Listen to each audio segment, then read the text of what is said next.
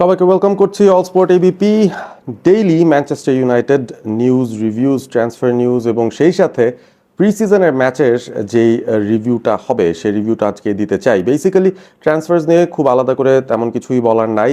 যেটা বলার আছে সেটা হচ্ছে লুইস হল, তাকে নিয়ে কিন্তু আলোচনাটা চলছে এবং নিউক্যাসলের এই লেফট ব্যাককে পাওয়ার জন্য ইউনাইটেড ইনিশিয়াল খোঁজ খবর নেওয়া শুরু করেছে, সেটা আমরা বুঝতে পারছি।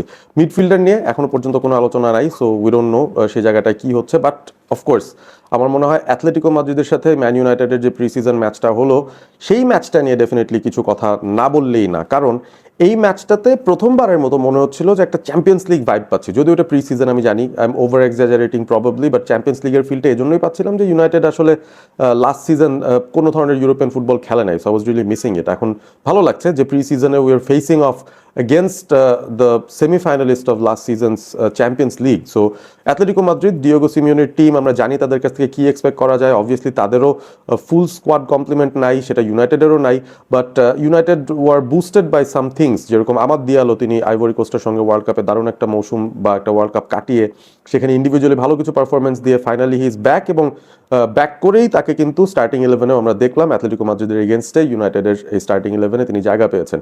বাট এই ম্যাচটার মধ্যে আমরা যদি মানে ফার্স্ট থেকেই যাই, সেখানে খুব আর্লি ইনাফ ইউনাইটেড একটা গোল খায়, এবং সেখানেও আমি বলবো যে আসলে মেকশিফট রাইট ব্যাক পজিশনে লেনি ইউরো যে পজিশনটায় খেলছেন, is a very very good player, এবং আজকে অ্যাকচুয়ালি তার রেটিংসও বেশ ভালো ছিল।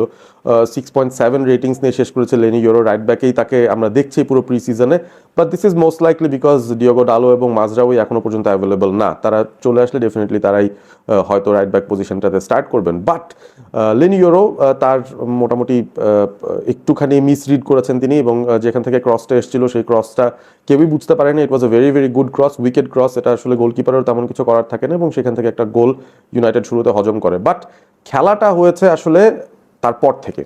ইউনাইটেডের মিডফিল্ড, যেখানে মেসন মাউন্ট এবং আন্দ্রে সান্তোস ছিলেন, দুজনে বেশ ভালো কন্ট্রোল রাখতে পেরেছেন। Maguire, Ayden Heaven, they were doing pretty well as a centre back pairing.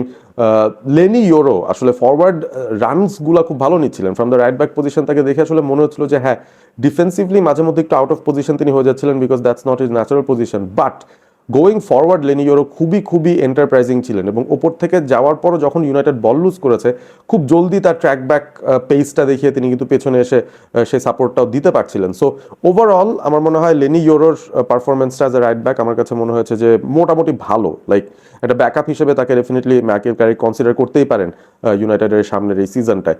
But আমরা মিডফিল্ডের কথা বললাম, সেখানে আন্দ্রে সান্তোস ওয়াজ মেট্রোনমিক, এবং তার ভার্টিক্যাল পাসিং অ্যাবিলিটির আর একটা নমুনা আমরা দেখেছিলাম যে ফার্স্ট হাফে একটা খুব ভালো অপরচুনিটি তিনি তৈরি করেছিলেন, একদম স্ট্রেট থ্রু দ্য লাইন একটা ভালো পাস সামনে বাড়িয়েছিলেন, যেখান থেকে এমবুয়েমো একটা টার্ন নিতে গিয়ে ফাউল্ড হয়েছিলেন, এবং বক্সের ঠিক বাইরে একটা ফ্রি কিক ম্যানচেস্টার ইউনাইটেড পায়, যেটা আমাদ দিয়ালো শট নিয়েছিলেন, লো ড্রিভেন শট। ডিফ্লেকশন লাগার পরও ইয়ান ওব্লাক, অ্যাথলেটিকো মাদ্রিদের কিপার, খুব দারুণভাবে সেভ করে ফেলে। বাট ফার্স্ট হাফটাও শেষ হয় 1-0, but United had a lot of position এবং প্রচুর সংখ্যক অ্যাটাকস ইউনাইটেড করেছে ফ্রম বোথ ফ্ল্যাঙ্কস বলতে গেলে। ফ্রম দ্য রাইট ফ্ল্যাঙ্ক আমরা যদি চিন্তা করি, আমাদ দিয়ালো হি ওয়াজ কোয়াইট এফেক্টিভ, এবং অ্যাথলেটিকো মাদ্রিদকে আসলে ইউনাইটেড খেলতেই দেয় নাই সেরকম। মানে এমন একটা পরিস্থিতি তৈরি হয়েছিল, ইউনাইটেডের প্রেসটা এত ভালো ছিল অফ দ্য বল যে Atletico Madrid at some point তারা বেসিক্যালি লং বল খেলে খেলে বলটা জাস্ট হারাচ্ছিল, এবং ইউনাইটেড বিল্ড আপ করার সুযোগ পাচ্ছিল। যদিও বিল্ড আপ করে খুব একটা বেশি সুবিধা তৈরি করতে পারছিল না, but there were still quite a few good opportunities যেগুলো আসছিল। এবং এত কিছু যে বলছি, বেসিক্যালি নাম্বার 10 পজিশনে একজন প্লেয়ার খেলেছেন আজকে ইউনাইটেডের ক্যারিংটনের একাডেমির প্লেয়ার। লাস্ট দুটো প্রি সিজন ম্যাচেও হি ওয়াজ দেয়ার, সেই লেসি সেই পেস, সেই লেসি সেই ড্রিবলিং, সেই লেসি সেই পারফরমেন্স দিচ্ছে। টু বি অনেস্ট, এবারে প্রি সিজনের আমার মতে the find of the pre season for Manchester United is সেই লেসি। মোটামুটি তিনি যখন আন্ডার 18 কিংবা প্রিভিয়াস লেভেলগুলোতে একাডেমিতে খেলছিলেন, সেই জায়গায় কিন্তু তাকে আমরা রাইট উইঙ্গার অবস্থায় দেখতাম, যিনি ইনসাইড ফরওয়ার্ড একজন ছিলেন। বেসিক্যালি তার লেফট ফুটটায় প্রমিনেন্ট ফুট, রাইট উইংয়ে থাকেন, কাট ইন করে ভেতরে ঢুকেন, এই ধরনের একজন ফরওয়ার্ড তিনি।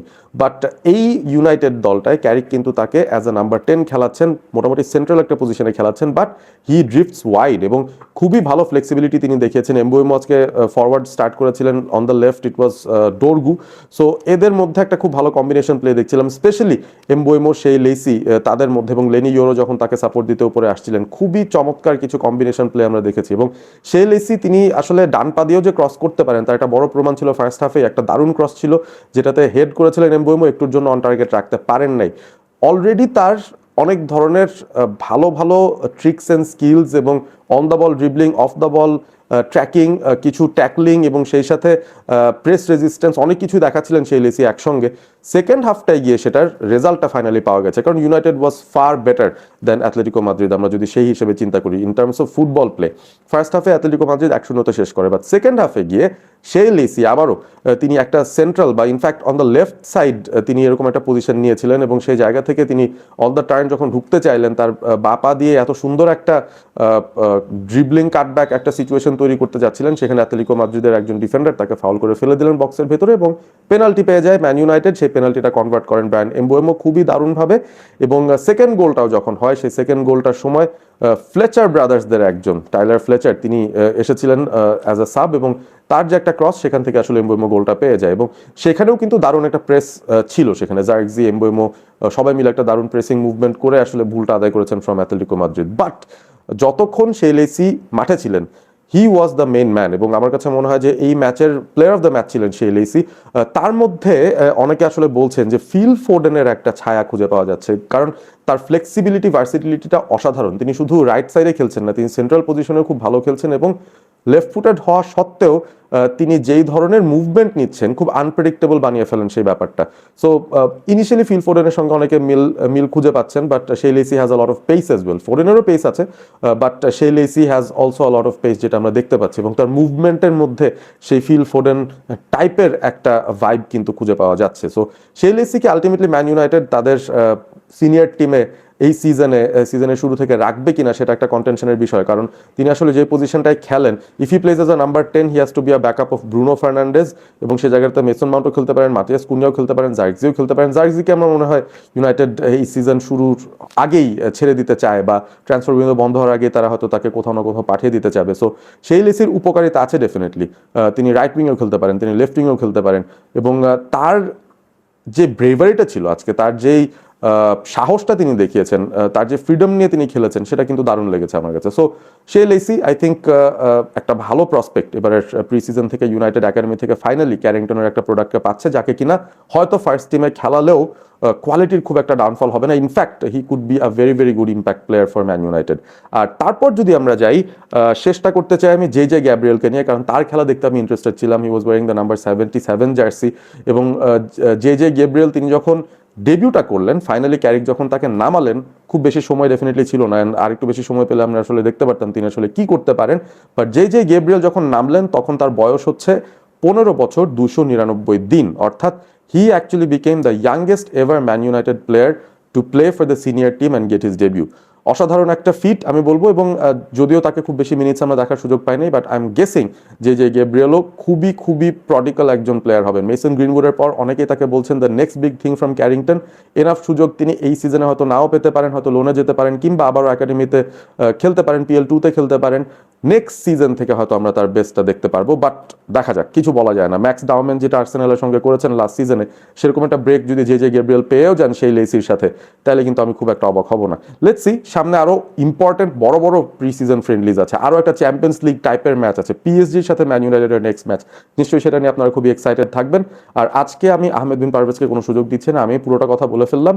আপনারা কমেন্ট করে জানিয়ে দিন ইউনাইটেড অ্যাথলেটিকো মাদ্রিদের ম্যাচ যারা দেখেছেন, how did you feel about the game, সেই লেসির পারফরমেন্স কেমন লেগেছে। ক্যারিকের ট্যাকটিক্স নিয়ে আরও একদিন কথা হবে। ভালো থাকবেন সবাই, সাবস্ক্রাইব করবেন অল স্পোর্ট এবিপি।